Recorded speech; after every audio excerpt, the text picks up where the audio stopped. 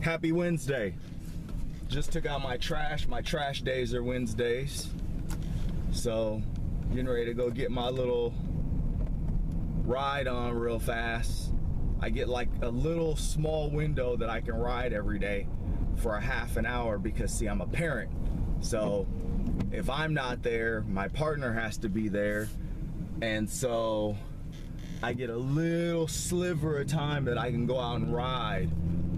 And so when you guys see the videos or whatever of me riding, I'm really trying to get that stuff done. I usually do a bunch of runs, and then and then my last run I'll film or something like that to see, you know, if I'm getting better or whatever. You know, that's what I use the film for, to look at it and just see if I'm getting smoother and, you know, and turning better and different things like, because I've been teaching myself for the last 3 years.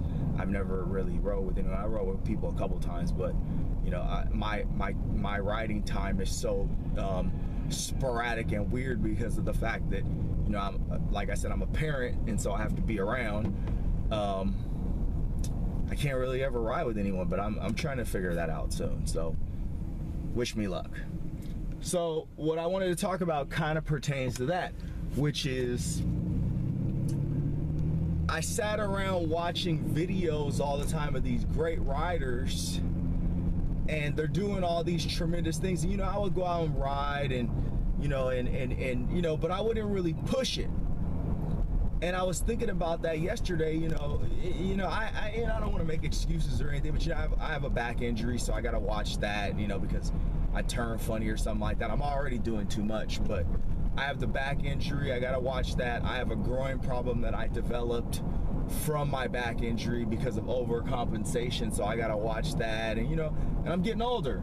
You know, that's just, you know, I'm not a child anymore. At mind, I feel like I can do anything, but physically, you know, the reality is I can't. You know, I have to watch stuff.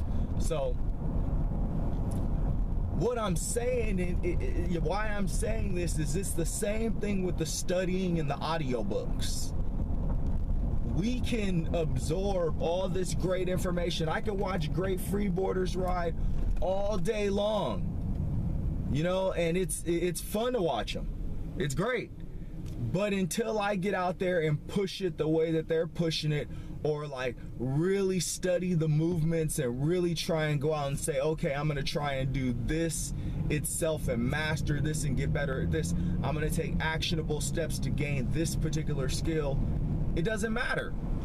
It's just learning to enrich your mind. It's just gaining, you know, I wouldn't even necessarily call it wisdom, because you haven't proven to yourself or to the universe that you can actually play these things out. You haven't shown that you have the courage to take the actionable steps to do this stuff.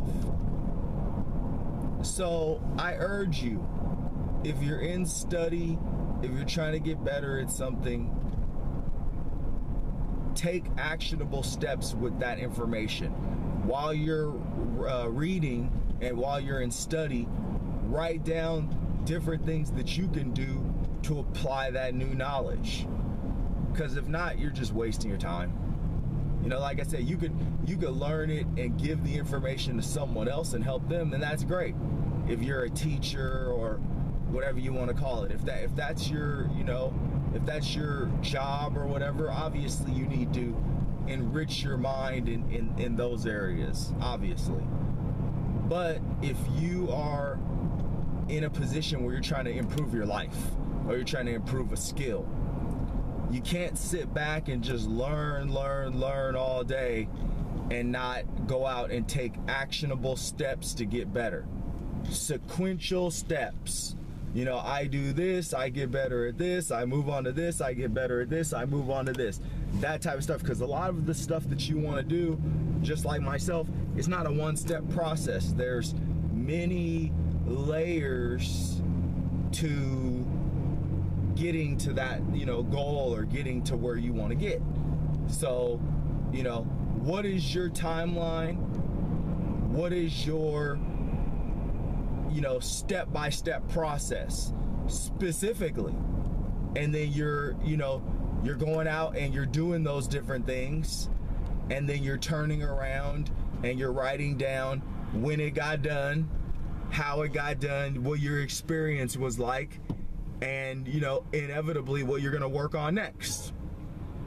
And then those, you know, laid out plans. But I think I'm at 5 minutes, so, you know, I just wanted to explain it as best as I can, because some people really don't know how to digest the actionable step process. I could go further into detail with it, but most people don't, you know, I don't know if it's like a fear thing. It probably is, because most people don't want to take action, but most people don't understand that's how it is. It's broken down into, like, you know, tiny little bite-sized pieces, and then you're taking these little mini, you know, movements forward little by little. Some are hard, it may be paperwork, it may be, you know, whatever, but you are dissecting, you know, what you want to do, and then you're saying, okay, well, it's gonna take calling this person, or doing this, or, you know, going to this place in the city, or, you know, whatever. That's how you have to lay things out.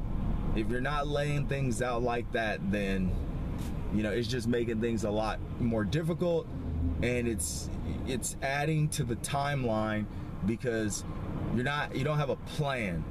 You're just, you know, trying to, like, march through this, and you're zigzagging, which, you know, isn't efficient at all. Happy Wednesday.